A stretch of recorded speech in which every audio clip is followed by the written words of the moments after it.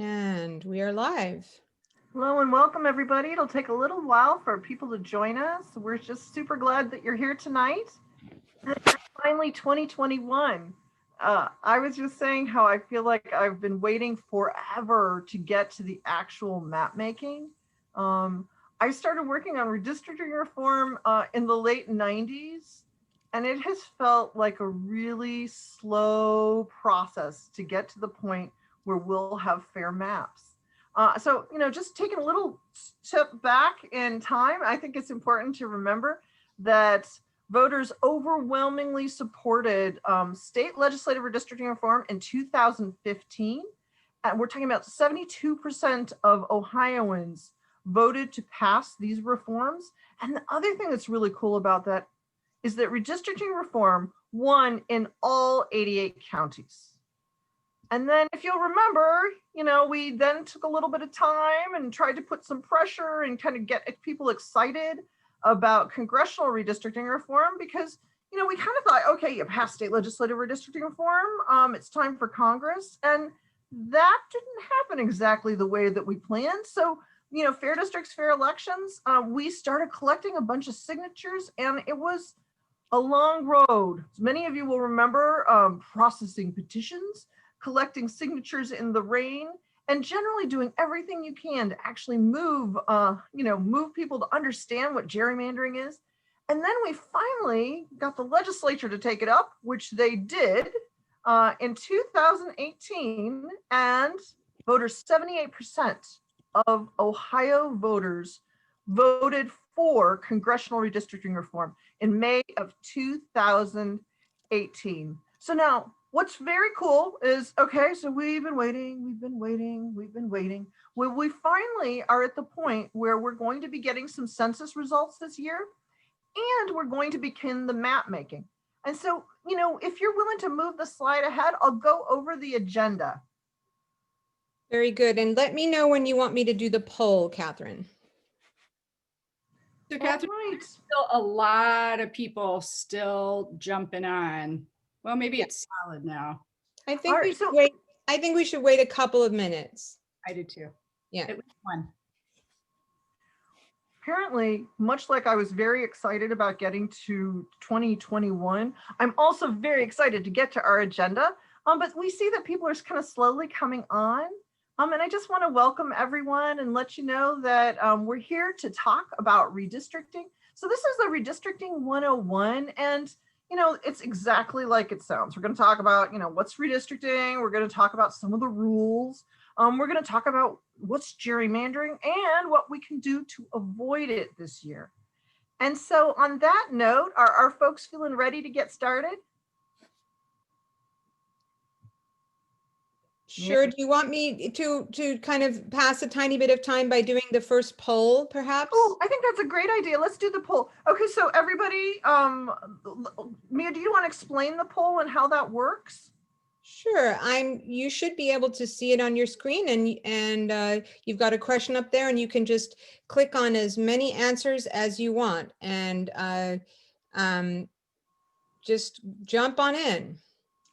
So I think this is fun. The first one is, hey, did you participate in 2011 map drawing competition? So thinking back 10 years. The other is, did you work on the state legislative redistricting reform effort in 2015? How about collecting signatures? Have you signed the pledge to end gerrymandering? And then finally, have you contacted your state lawmakers, so your member of the House, member of the Senate, to let them know that we need fair maps in 2021. Awesome. And we've had almost 300 people answer the poll. Actually, it's happening very fast. So as soon as I said that, it was at 330. This also gives us a lot of information about you guys. So we know we are looking at some serious hardcore fair maps folks out here, which is awesome. So why don't we give folks the agenda while we're getting the poll results? Yep, I will just I'll post the poll results. I just ended it and I will share the results and you guys can see how many people have participated. Okay, I 2% of you have participated in the 2011 map drawing competition. That's amazing. And then a quarter of you actually worked on state legislative redistricting reform.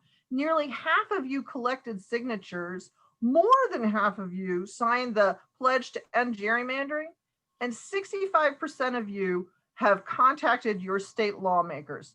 So my guess is, as we're going through this, many of you could actually be given this presentation. And so what I would like to highlight to all of you is we are looking for folks to be part of the Speakers Bureau. So as we're going through this gives you the kind of idea of like, well, what is a redistricting 101 and how can we actually do this? And now it's time for the agenda. Okay, so first we're going to hear from Mia Lewis. She's going to talk about, well, what is redistricting? Why do we do it?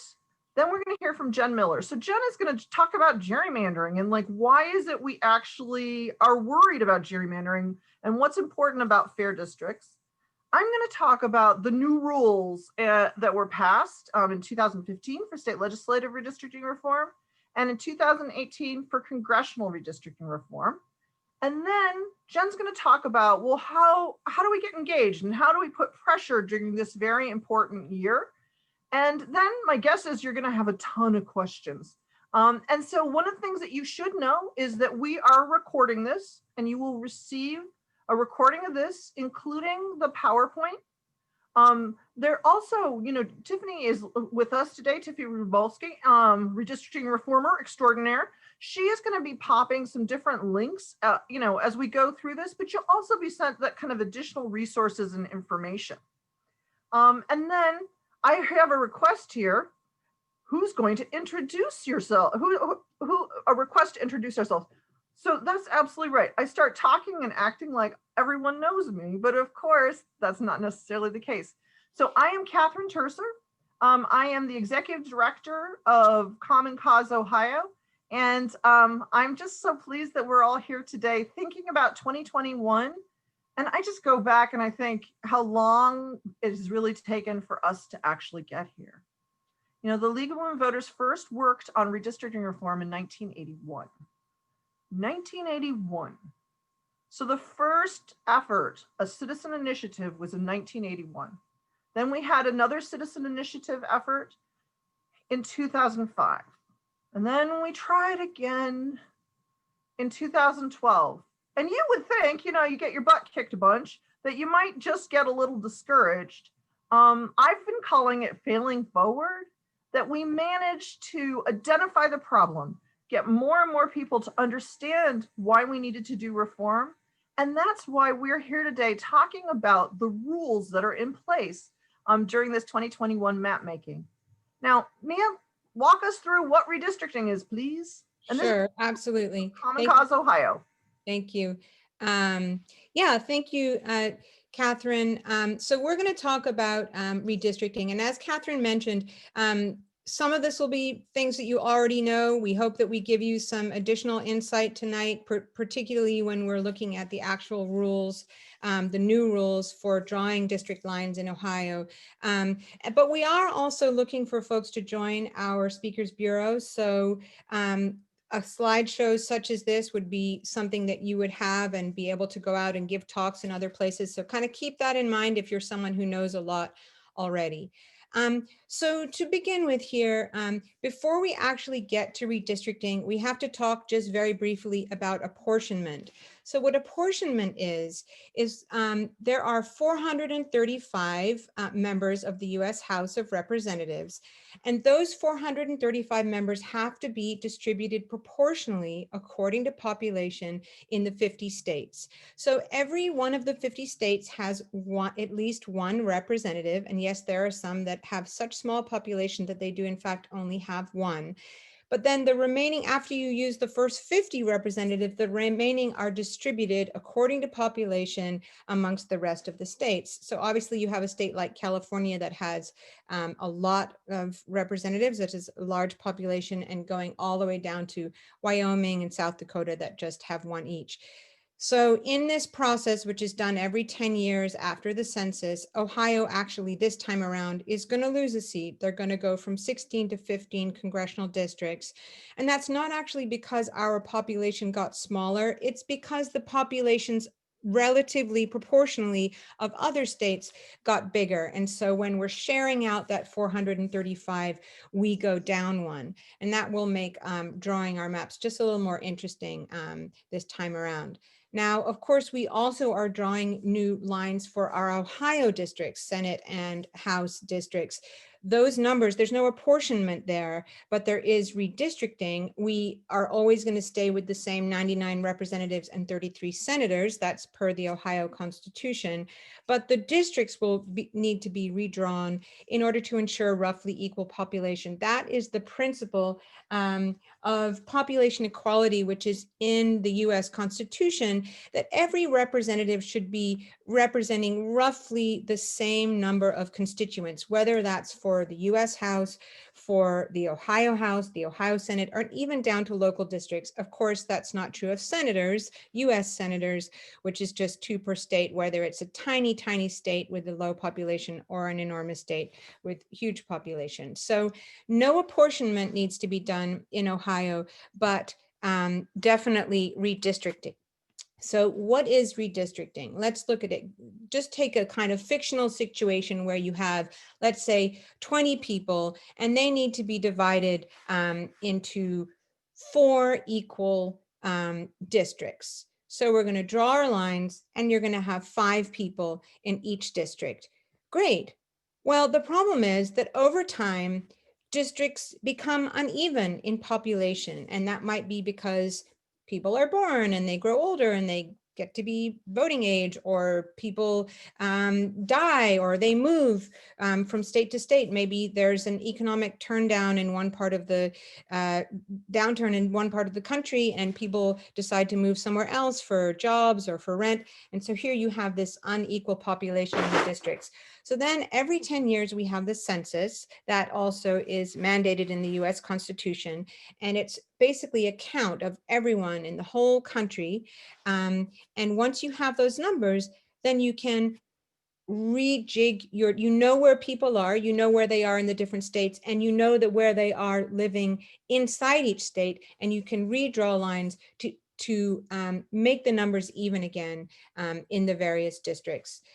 That's why the census is so important. And we always hear the connection between the census and redistricting, because we can't draw correct and accurate districts. We can't even apportion correctly unless we have an accurate census. That's why there was a lot of political drama in the last year or so over the census, because the Trump administration was trying to make some politically motivated changes, trying to not count undocumented people, cutting the period that the census was operating short, et cetera. And I actually just want to pause for a moment and just let you guys know, and we often get a lot of questions, will this be recorded? Will we have access to the slides? Yes, you will have access to slides. We'll send you slides, we'll send you a recording, and we'll send you resources. And one of the resources that we're going to send you is a list of some people to follow on Twitter who are really knowledgeable about redistricting and also about the census. So you can kind of stay up to date with what's happening in those areas. So every 10 years we have the census. We had one in 2020. They're finishing up now. They're late because of COVID, but then they send their data over to the states, and then the states draw new maps to create rebalanced districts in the year that follows the census. So that's what's happening this year. Of course, when you draw district lines, it's an opportunity to grab power when there are not good rules to restrain and guide that process and make it fair. So that's when you have this thing called gerrymandering come in. And looking at the poll results, I think everybody here knows what gerrymandering is, but just to go over it one more time with my favorite little graph. Let's imagine a country or an area with 2 political parties or interest groups.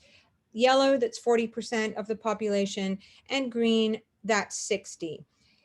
let's say you had a disinterested party draw district lines. Maybe they would draw these long, funny, thin districts that were really fair. They had perfect representation. Yellow with 40% got 2 representatives. Green with 60% got 3 representatives. Well, what if you let the green, who are of course the majority, what if you give them the power to draw the districts? Well, they can draw these compact but unfair districts where they've cracked the population of yellow, their opponent, and they put a little bit of yellow in each district, and they've come out with 5 wins. Green have 100% of the representatives, they have 100% representation, and yellow has 0. That's clearly not fair. Well, what about a situation where yellow actually has the power to draw the lines? Amazingly enough, even though they're in the minority and they're just 40%, they can use cracking and packing to end up with the majority. They can take these 2 districts on the side here and they can pack extra greens in there and essentially forfeit those 2 districts. And then they can crack the remaining greens in between the other districts so that they're a minority, and they can come up winning 3 out of the 5 districts and have a majority even though they're a minority. So who it is who draws the lines is really, really important, and that's when we get gerrymandering. So what is gerrymandering? It comes from this dude called Elbridge Gerry, who signed the Declaration of Independence. He's considered the father of gerrymandering because he figured out this clever way of putting his party ahead by drawing this contorted district over on the side here. And the political cartoonists of the day thought it looked like a salamander, and they put Gerry together with salamander and they got gerrymandering. And it's, you know, as you can imagine, it's only gotten more and more extreme since those days with kind of modern computational ways of drawing maps, you know, and also shamelessness is also a factor as well. So gerrymandering is this really powerful tool. This is what we ended up with in Ohio the last time around. You know, almost every one of these districts is problematic. You know, because they don't really represent communities. These are the congressional maps, of course, and then there are problems also with the state legislative maps. And because they aren't competitive, the districts are drawn to be kind of foregone conclusions which parties will win. Out of Ohio's 16 districts, 4 are reliably and have been Democratic since 2012. And, you know, up until, so 2012, 2014, 2016, 2018, 2020, no changes from when this was first drawn. They're problematic. The lack of competition means that the primary becomes the real contest. Who's going to actually have that chance to run in the fall? The fall is going to be a foregone conclusion, but the primary is going to be where there's actual competition, and that means that politics gets very extreme, less ability to negotiate and compromise and work together. And so you end up with representatives who aren't actually listening to their constituents. You end up with voting that doesn't equal representation. So if we look at our congressional results in Ohio, the number of seats held by the party that was able to draw those lines in their favor is disproportionately high compared to actually how people are voting.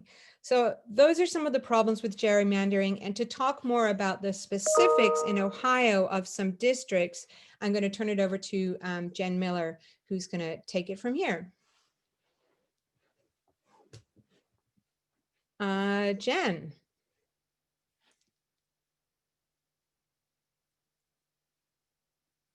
Maybe she is muted or something. I'm going to look and see. Give me 1 second.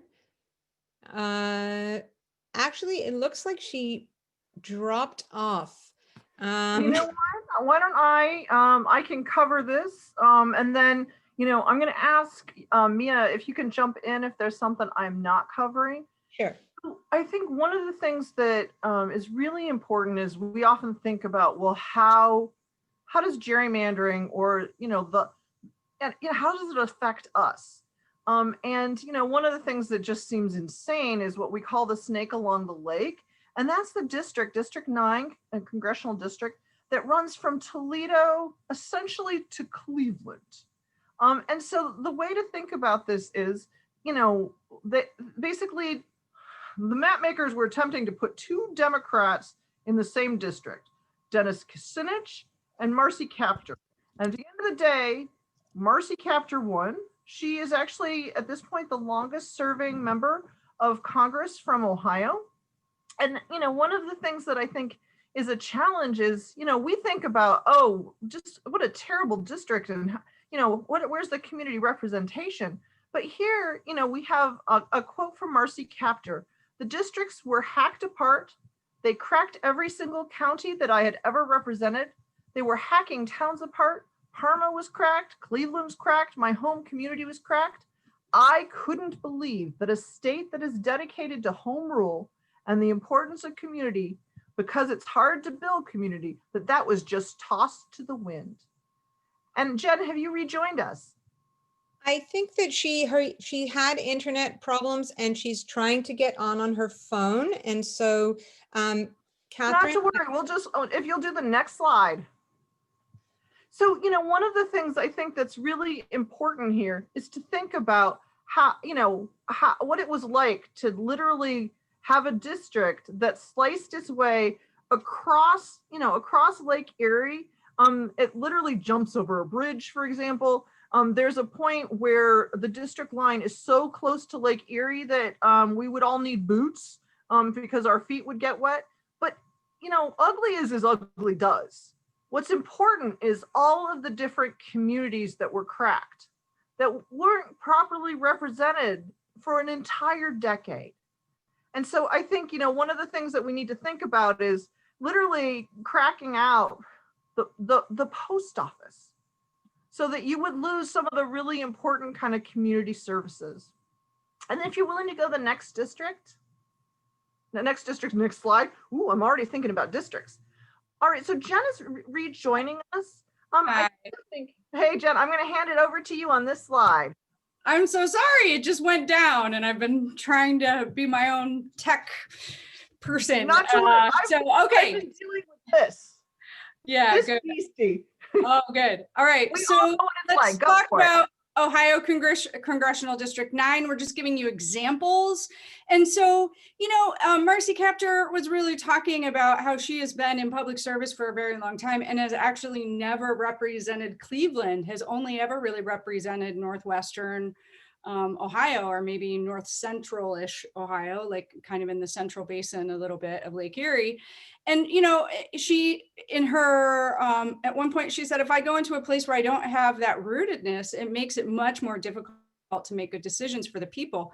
But I also think even beyond that, let's look at how disparate the beliefs and needs of that sprawling district are as we think about their political affiliations or beliefs, how different they are across all of those counties.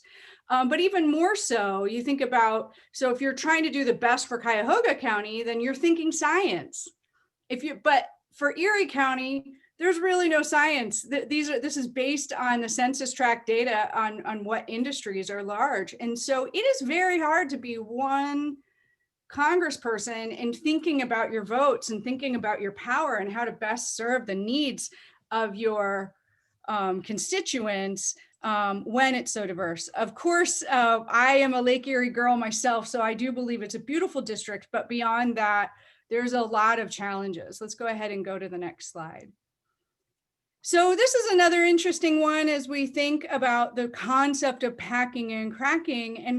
And this one, I'll be honest with you, it kind of hurts my heart to think about. And so Tom Hoffeler, who has now passed away, but was part of the RNC, was actually one of the individuals who really wanted to look at the citizenship question and a lot of those kinds of things. He was part of Team Boehner, RNC, just really trying to figure out how to secure a map that really favored Republicans. And let's keep in mind that Republicans and Democrats try to create maps that really favor one party over the other. But as they were talking about cracking, which means really breaking up the Democrats in Franklin County, they called Joyce Beatty's district the Franklin County sinkhole, the idea of sinking as many Democrats as possible. But actually it was worse than that, in that if you see all those jagged lines, you know, in an email to one of the map makers, he actually calls parts of Grandview and downtown dog meat voting territory. Dog meat being that these are not Republican voters. And I just think that this is particularly awful. I mean, clearly what we want are maps where every voter is valued and respected and honored for their beliefs, which is why we need to be playing a part in advocating for all voters. Let's go to the next slide. So I also wanted to just point out that it's particularly confusing for voters and elections officials. So Franklin County, with all these weird, jagged, absolutely ridiculous lines, has confused voters and elections officials alike. So on August 2018, some of us were part of it. I personally was a voter in Congressional District 12 for that special election. 4,000 voters called and complained on the day of the special election to the Board of Elections, saying that their polling location had not opened because they thought they were in Congressional District 12. Also that year, as they were getting ready for the special election, Franklin County Board of Elections realized that they had placed 2,000 people in the wrong district. You know, you can stand in a part of Clintonville and literally be a block from the 3 different districts that cover Franklin County. It's super confusing. You know, I even have a dear friend who regularly went and met with T. Berry because they both thought he was a constituent when in fact he was not, and it wasn't figured out until way after the fact. So I just wanted to point out that it is very difficult to have such jagged lines, that it functions in a way that confuses voters and election officials and our elected officials themselves. Those lawmakers, how can they possibly represent us if they don't know who their voters are because the lines are so jagged? How, as we, as voters, can we be pushing our lawmakers when we might not even know who our lawmaker is? Let's go to the next slide. And here's another really interesting piece. So, and we heard Dr. Niven talk about this if you joined our last presentation, but 3.6 million Ohioans today live closer to the wrong congressional district home office, so the wrong congressperson's office, than their own. And so an example of this, when I lived in Old North or part of the university district, I was represented by one lawmaker who is 9 miles away, but actually the closest office for me was Representative Beatty, who is 4 miles away. If you are in Mansfield, you could have an address in Mansfield where you're represented you have Congressional District 12, and that office is 60 miles away, where Bob Latta's office is only 30 miles away. So thinking about representation and thinking about participatory government, when we make really goofy looking maps and lines, we're going to have all these weird, complicated consequences. It's much different to think about, especially 30 miles versus 60 miles to go visit your lawmaker are very, very different. That doesn't mean that might not still happen sometimes, but right now it's happening a lot because of how we're splitting counties. Let's see what we have next. And thank you, Catherine, for covering those other pieces. I did want to explain, if we could just go back real quick, there was, I wanted to explain why I had the picture of, oh yeah, the one before that, the one after that, why I had the picture of, okay, do you see this little Florence Township? And I don't know if you talked about this, Catherine, but little Florence Township of 2,400 people was split. In 2015, on their homepage as a township, what they were most excited about was that they got a brand new blue mailbox. Not even that they got like an actual post office, but they got a brand new little mailbox. The fact that they had to be split, how could they possibly be so big that they had to be split? The reality is there's no justification for it. It was to try to secure different, to secure a very kind of outcome when we think about the entire map. And I just wanted to point that piece out because clearly all of Florence Township with their tiny little blue mailbox have more in common and should be encapsulated in one district than they do with parts of Cleveland, Ohio. So with that, I happily toss this over to my dear friend, Catherine. I know we were supposed to introduce ourselves, so I'll just say I'm the executive director of the League of Women Voters, not a great tech person on the fly. And with that, I do apologize. Well, I have to say there are definitely challenges doing these kind of presentations at your own home. So thank you everybody for bearing with us. So what I'm going to talk about is, what are the new rules and, like what's actually going to work differently this time. Now, one of the things I do want to highlight is that there are some rules that are just federal rules. And so a good example of this is, one person, one vote. And what that means is that the districts need to be about roughly equal in population. And so that's a rule that's just, all over the country.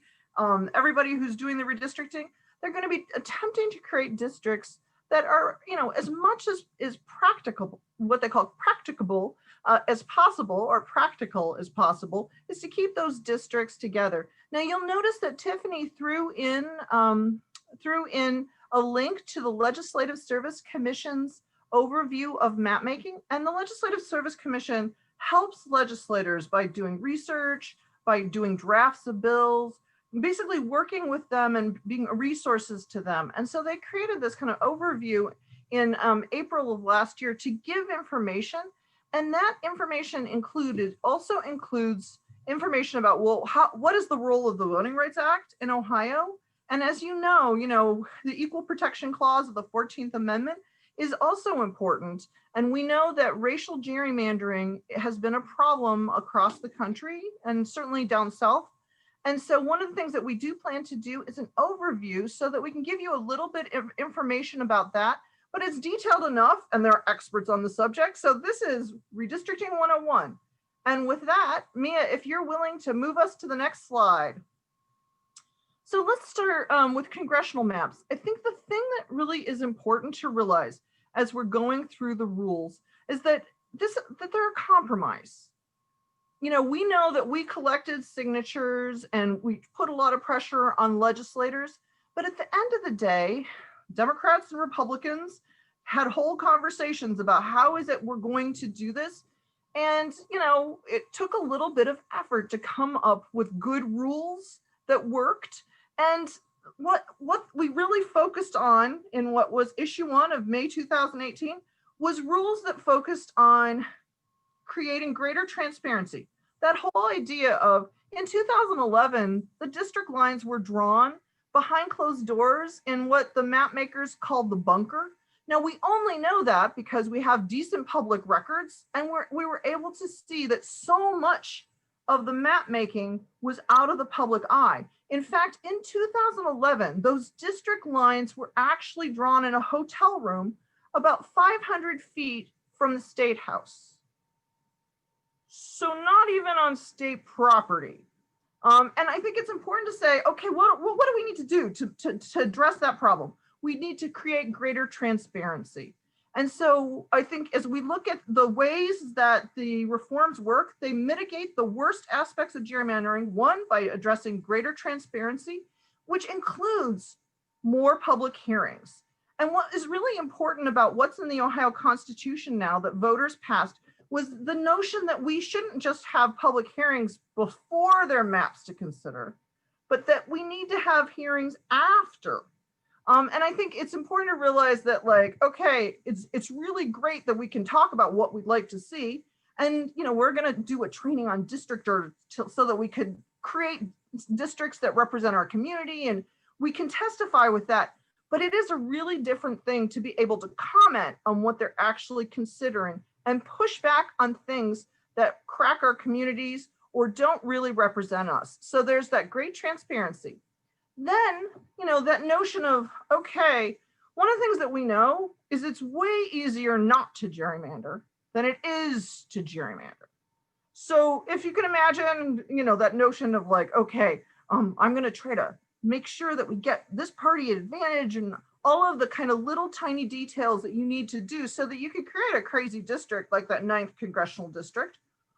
Or if we think about Jim Jordan's district that's shaped like a duck that was on one of the slides, it takes a lot of time and energy to create that kind of gerrymander. Why not crowdsource this? And so one of the things that is really cool is we're going to have better public hearings, but also they have to give us the tools so that we can create our own maps and participate more fully. Now, the next problem, okay, so gerrymandering, manipulation of the district lines. You manipulate the district lines to manipulate elections.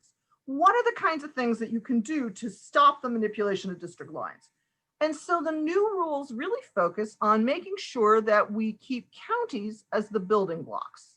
That notion of if you can't, pack and crack and divide communities and create kind of crazy districts, if you keep communities together. And so the best way to think about, the counties as building blocks is to think about it as a way to ensure that communities are together.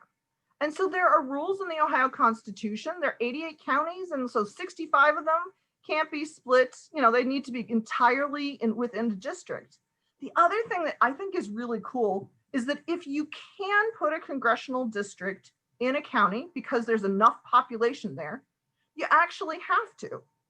In other words, some of the dividing, if you're like a Hamilton County person and you think about how that was just kind of divided so that you clearly could create these two Republican leaning districts rather than having a district completely in Hamilton County where it would be likely to be competitive and more likely to be Democratic. And so I think it's important to realize that, those are the kinds of rules, keeping those building blocks together will address the worst aspects of gerrymandering that we worry about.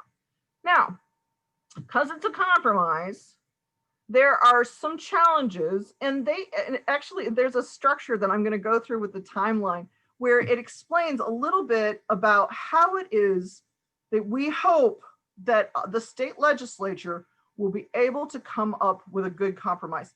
Mia, if you could switch the slide. Oh, sorry. Okay, so I think it's important to realize you have the General Assembly, in other words, the state legislature, is going to draw the district lines. At first, they're going to attempt to do this in a really bipartisan fashion with a supermajority and 50% of the Democrats. Now, they say, in the Constitution, it says largest party, minor party. Essentially, at the moment, we're talking about Republicans and Democrats.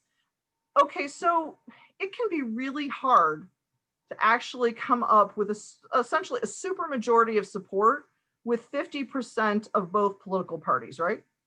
So, and they have a deadline of September 30th. If that doesn't work, what happens is it goes off to the Ohio Redistricting Commission. And the Ohio Redistricting Commission also has to have what you think of as a majority. So 4 out of 7 have to support it. And then 2 members of both political parties. So you're talking about Dems and ours. Well, this might not work. And so then it goes back to the General Assembly.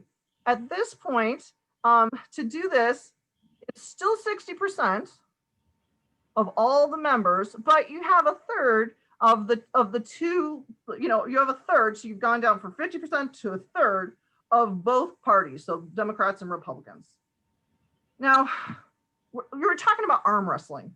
So, at some point, if they can't actually get the job done, they can actually create a 4-year map.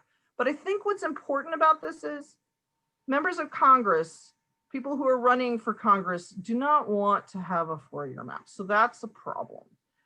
It makes it like really unattractive to people. The other thing that I think is important is that there are actually more requirements for not drawing district lines to favor or disfavor one political party over the other. There also are requirements for drawing, for basically mapping out, putting in writing what it is that you have, what you did and what choices you made. So the state legislators that support this, a 4-year map, would actually have to explain why they created the map that they did. And this is important because it makes it much easier to actually challenge it in court. It's easier to suss out the nonsense when they actually have to explain what's going on. And so that's a kind of basic overview of how a congressional map process can work. Now, as we're thinking about this process, our goal is to really push on good map making. And these stages of arm wrestling give us an opportunity throughout the whole process to actually put pressure on map makers. And then Mia, if you're willing to switch to the next slide. Now, way to understand map making is Congress is drawn by the state legislature. And, kind of a convoluted process, but the state legislature makes those. We know that you have transparency. You have rules that focus on keeping counties together, no matter what happens in that process. There are those kinds of rules. And then the rules get tougher if they get to the point where they are only doing this with a simple majority. Then there's the state legislature, and the state legislative maps. So that's the Ohio House and Ohio Senate. Those maps are going to be drawn by the Ohio Redistricting Commission. Now, the Ohio Redistricting Commission includes the governor, auditor, secretary of state, and then appointees, Democrat and Republican from the Ohio House and Democrat, Republican from the Ohio Senate. Now, the appointees, they can't actually appoint themselves. So I think it's important to realize that in fact, they could in fact appoint themselves to be on this commission. And I think we should expect that that's kind of likely. But that gives you a structure. You're talking about 7 of them. So anybody who's going through and saying, okay, so 7, that means there are 2 Democrats, right? There are 5 Republicans and 2 Democrats. And so we're calling for bipartisan map making. Mia, if you'll go to the next slide. And while she's doing that, we do have this question that I think is really interesting that I want you to because if more people are unclear, I think we should address that now. We voted as a state to end gerrymandering and have fair representation. That passed overwhelmingly. Yes, absolutely, both in 2015 and 2018. He's saying it was supposed to be done by an independent body and not decided by politicians. No, actually, the reforms that we passed in 2015 and 2018 are what Catherine is covering here. We always wanted an independent body of Ohio, everyday Ohioans that represented different constituencies. We were unable to get that. So what we have here are ways to curb gerrymandering. And that is why we're covering it now, because we did reform those. We did pass those reforms in 2015 and 2018. But we had to wait for the new census in order to now implement what those reforms are. And that is what Catherine's covering. Yeah, I think one of the challenges is, I started working on redistricting reform in the late 90s. And, I mentioned that the League of Women Voters had their first, failed attempt at a citizen initiative in 1981. And so it kind of depends on how you want to talk about that, because we were working on legislation in the 70s, right? So I would argue that our failure started earlier. Okay, whether your failure started earlier or not, I think it's really important to realize that for many years, we worked on getting an independent citizen commission. And we got our butts kicked, in 2005. And then, we really went down in flames in 2012. And so what we were able to do is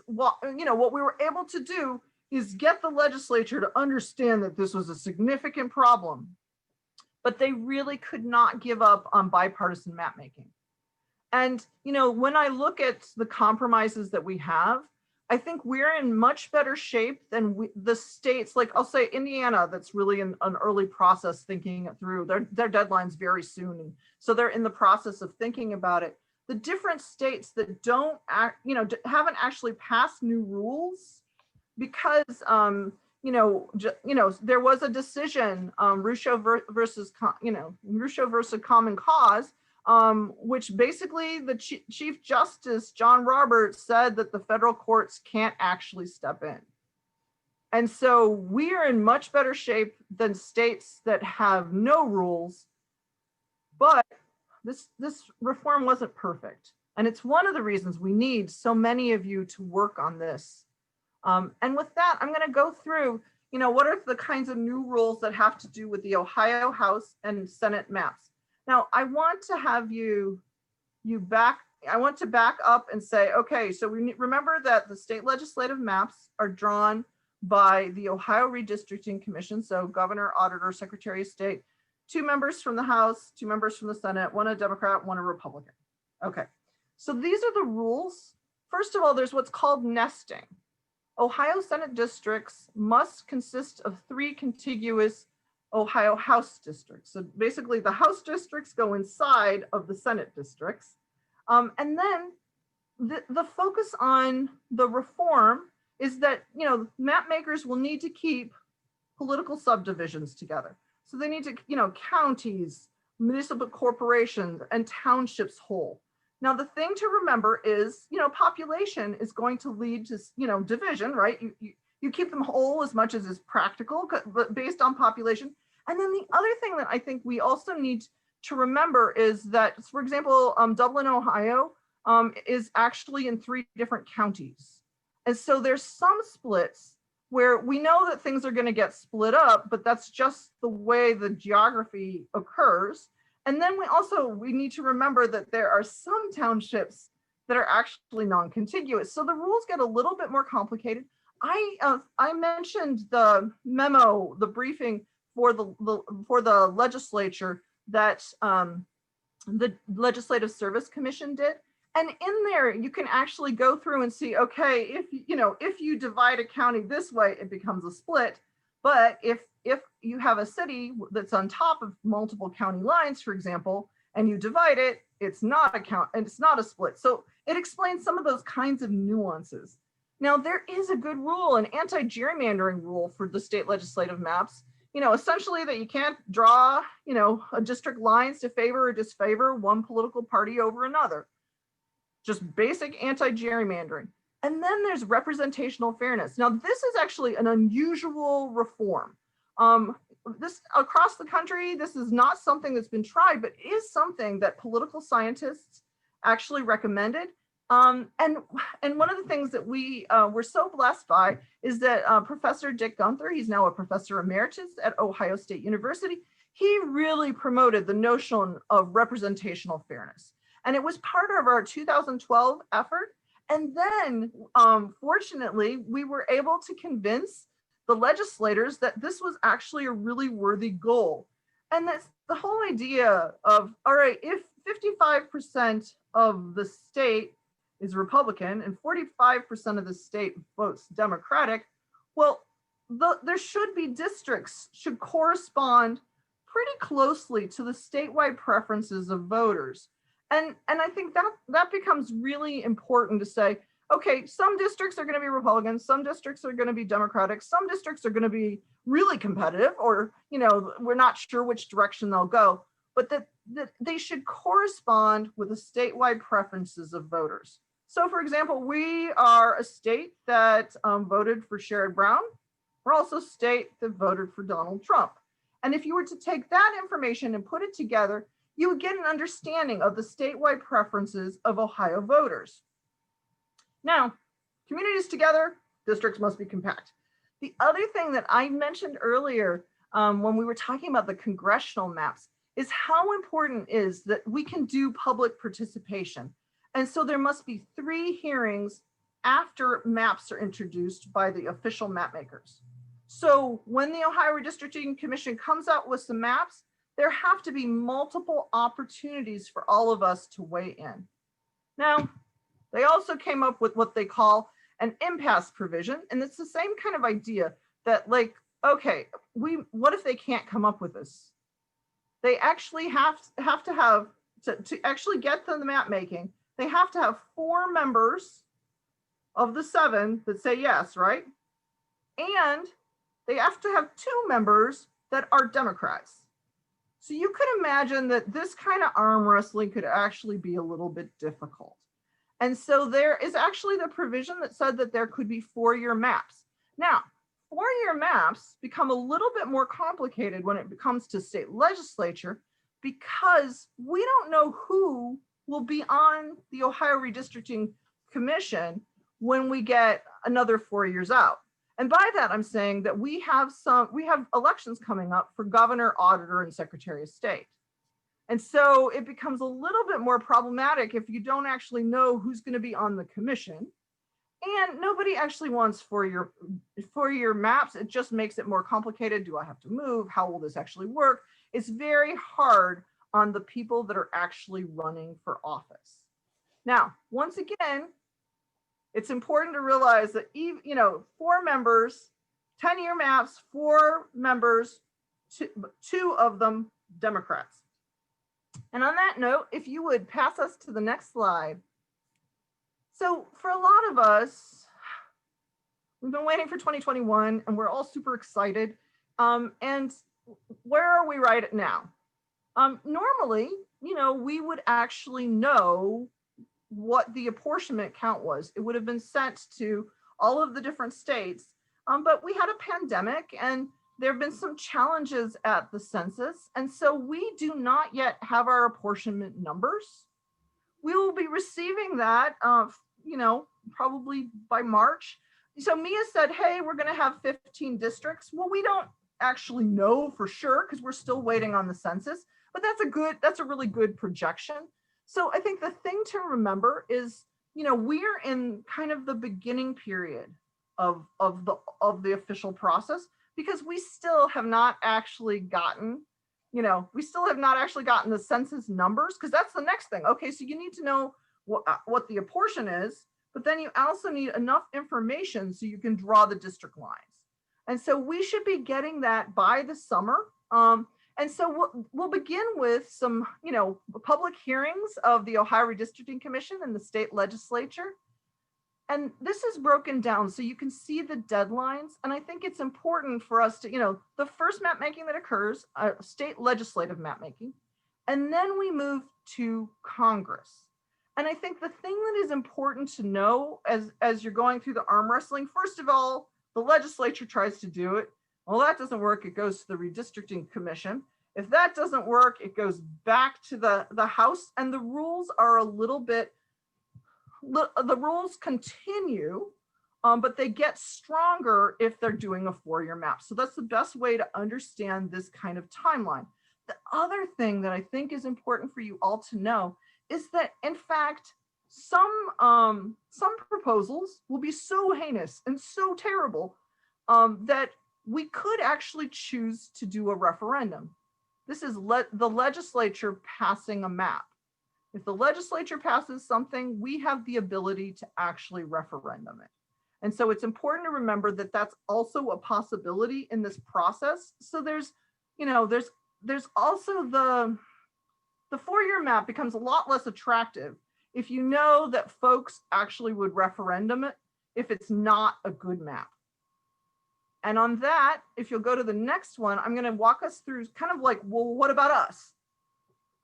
So what's great about us is that we are going to be spending this time period before we get to the summer doing kind of mapping tutorials.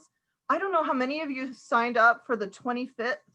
So this is January 25th at 7 p.m. We're going to be doing a tutorial and a discussion about community map making. The tutorial focuses on District R, so district with an R.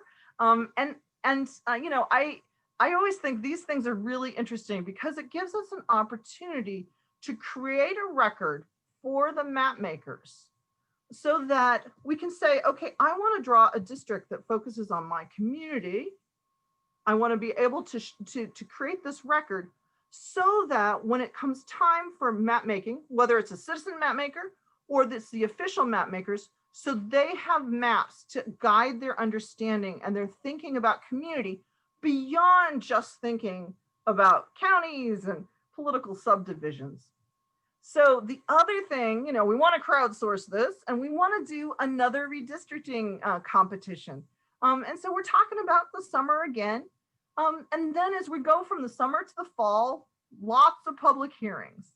Now, I also wanted to highlight the transparency teams and the Speakers Bureau, because people have a lot of questions about how this is going to work, and we want to get the word out, and we want to encourage you all to think about doing what you can so that people really understand what redistricting is and what the rules are, at least generally. And so I'm going to encourage you to do that. And this is the perfect segue for Jen Miller from the League of Women Voters to walk us through what are our next steps. Great. Okay, so Catherine talked about a lot. The rules are complicated. Yep, we didn't want them to be as complicated as they are, but we've got these reforms. The biggest thing I want to kind of reiterate and have us all keep in mind is that our role as the public is really one of pressure and accountability. That we want to make sure that you know, all of those who participate in map making and various key leaders are hearing from everyday Ohioans about how much they want fair maps, and that we are pushing for that we are calling not just for those rules to be met, which is the letter of the law, but the spirit, which was a spirit of transparency and fairness and better representation and bipartisanship. And so we will continue to be pushing for that. There's places where everyone can plug in. The first thing I'm going to say, and I'm going to back this up a little bit, and there's a big long list here. The first thing is I want you to become a member of both League and Common Cause. Why? Then you get to hear about all the things we're doing. You'll get those action alerts. You'll hear about all the various events. There's so many more events that aren't even listed on this page that you might want to be interested in. And then when Catherine or Mia or I go down to the State House and we testify and we say we're doing it on behalf of members, and we have so many more members, that helps get us more respect. And God forbid we have to go to court because we still have gerrymandered maps, then we can do that because we are representing our members who are harmed by gerrymandering. So we call on you to become members. Follow us on social media so that you know what's going on and that you can spread the word. A big picture thing, we want you to be storytellers. So when I brought up that slide about how many people live closer to a congressional district office that's not their lawmaker, someone named Peter mentioned that he thinks that there are 6 congressional offices closer to him than his own congressional office. You know, we things like that's storytelling. We need everyone to be explaining how gerrymandering is affecting them, their family, their communities. I've talked to Republican lawmakers who talk a lot about how gerrymandering has actually hurt their community. You know, maybe you look at the extreme bills that are coming out of the Ohio General Assembly, or you look at how broken things are in DC. We need to be explaining how gerrymandering is fundamental to those challenges so that everyone wants to participate. If you are someone who's super passionate, we need a speakers bureau. And keep in mind that when we, failed in 2015, the thing that we realized, in 2012, the thing that we realized is that a lot of Ohioans didn't understand gerrymandering. They didn't understand redistricting. And so what we did was we created a speakers bureau, not of legal experts, but everyday Ohioans who wanted to just explain what gerrymandering was and to encourage Ohioans to participate in reform efforts. And that helped us get the 2015 standards, in place. And then we did that again in 2018. Now it's time to do it again. We need to be engaging everyday Ohioans on why this matters and how they can participate. We want you, as Catherine said, to help us with community map making. So later on, we will be talking about our actual map contest, but this is about having everyday Ohioans say, what does my district look like? I'll tell you what it doesn't look like. It doesn't look like this sprawling, massive district where it would take a lawmaker 4 hours to get from one corner to the next. You know, it's more compact than that. It's, you know, someone mentioned, I really hope more of Hamilton County can be encompassed into one district. All of those kinds of things. Community map making is where we get to do that. State House Day, last State House Day for League, we went and we called our lawmakers. It had to be virtual because of COVID. This year it will be 2, but that's where we started talking about gerrymandering to lawmakers. It'll be our #1 priority this State House Day too. Please sign up for that. The transparency team is something Catherine talked about. This is where you're going to be learning. Maybe you're not into making maps. Maybe you don't like to speak to communities, but maybe you really are interested in doing records requests or learning about ways that we can improve transparency. That could be a great option. Again, we will continue to have lots of educational events like minority representation, like more on community map making, more on best practices for advocacy or telling your story, digging in just on state maps or digging in just on the congressional process because it's so confusing. We already mentioned the map contest. That's where we will submit our own maps. Why? Because we and League and Common Cause will bring together a big table of folks from really diverse backgrounds and ideologies to help us judge these maps. We'll look at them for gerrymandering and many other things. And we will actually submit some to the lawmakers as our favorites and give awards. Why? Because that's an offensive strategy. We will pressure the state legislature and apportionment board. We will make comments on every map that they introduce, but we also want to give them options of the maps that we create. And we want you to be participating in those public hearings. They're going to come really, really fast. And, you know, there's just so many ways to participate. And even if what it is you just come and hang out with some of these things and then talk to your neighbor about it and call your lawmaker, great. But there is a place for everyone in this process. And the more voices we have, the more we will be able to really secure those fair maps for the people. Great, thank you so much, Jen. And I can cover this if you want. Okay. So the Ohio Legislative Services Commission does have, which is really those who kind of write the laws and analyze the laws for the Ohio General Assembly. They are state staff people. They've created a guide. The Brennan Center, I think, has a really great explanation of all 50 states and how their redistricting works. Super clear and easy to understand. So if you're interested in how Ohio stacks up with other states, you can do that. If you just want the Ohio fact sheet, it's great. Our Fair Districts website is getting revamped right now and updated. And so very soon we will have that updated with a toolkit and more information. The pledge to end gerrymandering, you can jump on there and you can pledge yourself, and you can ask your lawmakers to, or other community members to be community leaders pledging to end gerrymandering.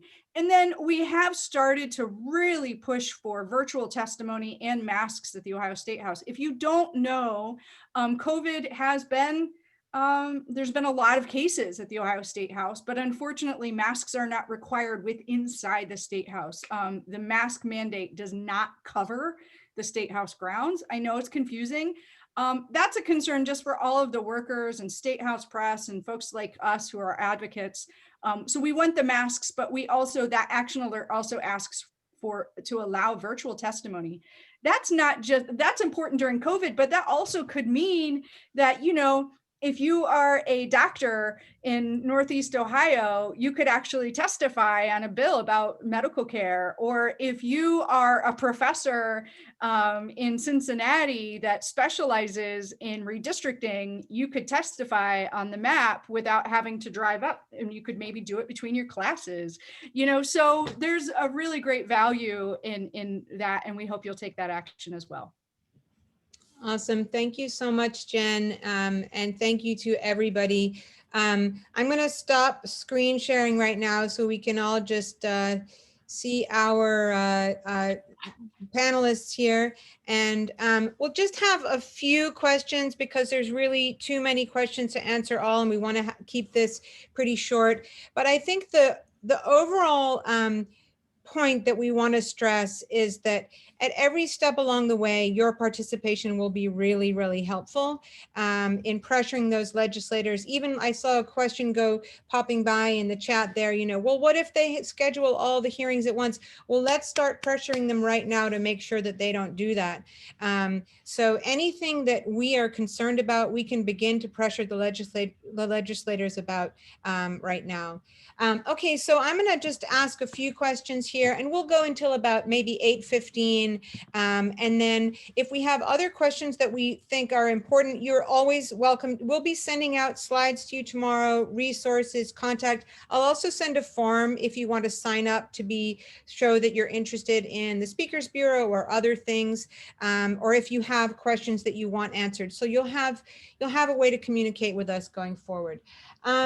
Okay, so this is kind of an interesting question. If either of you want to talk a little bit about the incentives that incumbents have or might have to favor redistricting reform. Are there any incentives for incumbents, or, what is the whole thing of like how being an incumbent, whether you favor reform or how you try to manipulate the system? Well, so a couple things. There is value in as much as possible protecting incumbents, just in the sense that an incumbent is someone who knows how the system works and potentially can navigate for Ohioans the system as they are trying to secure policies. It's not as important as compactness. It's not as important as representational fairness. But incumbency is a two-edged sword in that regard, because that snake on the lake where we talked about how weirdly that goes from Toledo to Cleveland, that was designed so that two Democrat incumbents would have to run against each other. And that's a problem. And so we will actually do some more talk on incumbency as we're going to be doing these kinds of workshops multiple times a month, right? And so we'll be doing some more talk on why incumbency matters, but also how it should not be an excuse for gerrymandering. Well, I think the question about like, why is it that incumbents would favor reform? One of the things we know is that, we collected a bunch of signatures, we put a lot of pressure, we had, many years of doing these campaigns. I was looking over some 2015 clippings, and one of the things that Matt Huffman said, who's now the Senate president, he said, at least we'll be done with these ongoing multi-million-dollar citizen initiatives.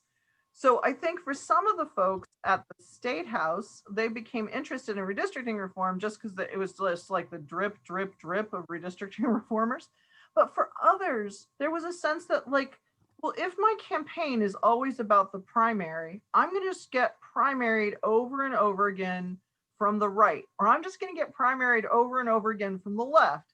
And that sense of like, I want to actually have the November election actually make a difference. And so for some folks, they really are thinking about, hey, I want this reform so that we can actually govern better. And I don't like the challenge. I hate being primaried regularly. Yeah. Okay, going on to another question. Someone says, how have things shifted in the courts over the past 10 years on this topic, federal courts versus state courts? Yeah, so the League actually was part of a lawsuit, and Common Cause has been part of lawsuits in other states. The League was part of the Ohio lawsuit with ACLU and A. Philip Randolph to challenge our existing congressional map. And we actually won. We won by 3 federal judges that were bipartisan who said that the maps were gerrymandered. The state was going to take that to the Supreme Court. But the US Supreme Court decided that partisan gerrymandering was not something within their purview. It was not judiciable. I don't really agree with that, but that's where it is. The good news about our reforms now is both of those reforms in 2015 and 2018 state that it is the Ohio Supreme Court's jurisdiction. And so I really hope that we don't need a lawsuit, But if we really get our backs into a corner, there are some situations where we could actually take a referendum, where we could get our clipboards back out again, and we all know we're capable of that. Or we could decide to work with allies and partners and legal experts to bring a case to the Ohio Supreme Court. I think it's important to realize that 2 states that actually redid their district lines, so we're talking about Pennsylvania and North Carolina, they redid them because the state legislature said this, the state Supreme Courts said, hey, this is unfair, this is unconstitutional. Yes, we know that the federal courts have said, okay, this is not under our purview. Ohio Supreme Court has said this, it's so hard to actually take in why that would be the case, because of course, gerrymandering affects your vote, which seems core to a democracy. So it's very hard to understand, but I do understand the kind of political thicket of gerrymandering. It's been around since, I don't know, 1812 with that cartoon. But we should be aware that the state courts have actually been the ones that have called for new district lines. And the state courts are the ones that we will have to go to with our congressional and state legislative maps. Awesome. Thank you so much. Catherine, a question for you that I think is interesting. So someone asks, what about what used to be HR 1, which is now Senate Bill 1? So, are there rules in it's like the For the People Act that's going to be the first thing that comes up? What does that say about gerrymandering, and would that affect our rules at all? So it could, but it will not be passed in time for this map making. So the For the People's Act focuses on creating independent commissions in the states to do congressional redistricting reform. Congress can't tell you how to do state legislative redistricting reform, but they can tell us how we need to do Congress. It's not clear, how this is going to move forward. But it is exciting to think about, the connection to voting rights. Redistricting is just so essential, and making sure the map making is as fair as possible going forward. And, when it comes to redistricting reform, we have to think in terms of decades. We have to think in terms of, okay, what can we do for 2031? And I'm really glad that there is going to be a more robust conversation about what we should do nationally to make sure that we have fairer elections. Awesome. Jen, a question for you. When I talked about the 435 members of Congress at the beginning, does the League have a position on expanding the size of the House to make up for population growth? You know what? I don't know. Great question. I don't know. That would be LWVUS, and I just sometimes keep my blinders on Ohio. I did notice a question about prison gerrymandering, and I'm wondering if I could grab that real quick. Okay, so prison gerrymandering is the idea that you take the prison population or an incarcerated population and you put them in the district where they are while they are incarcerated, versus putting them in the district where they came from originally or more likely to return. This is a big concern for us. This is one of those times that you can really populate maybe a district and really use that for gerrymandering in unfair ways. And also thinking about the services that individual will need, whether even just things like roads and schools when they return back into the community. It is not, unfortunately, part of our reforms, but I think that's another thing that we would like to discuss and have discussed in hearings and things. So you'll be hearing more from us. There's a question real quick about underrepresented communities, thinking about African Americans, Latinx communities, those various communities. Absolutely, that is so key. So we will be looking for bilingual organizers. Oh, look, all of our kitties are showing up.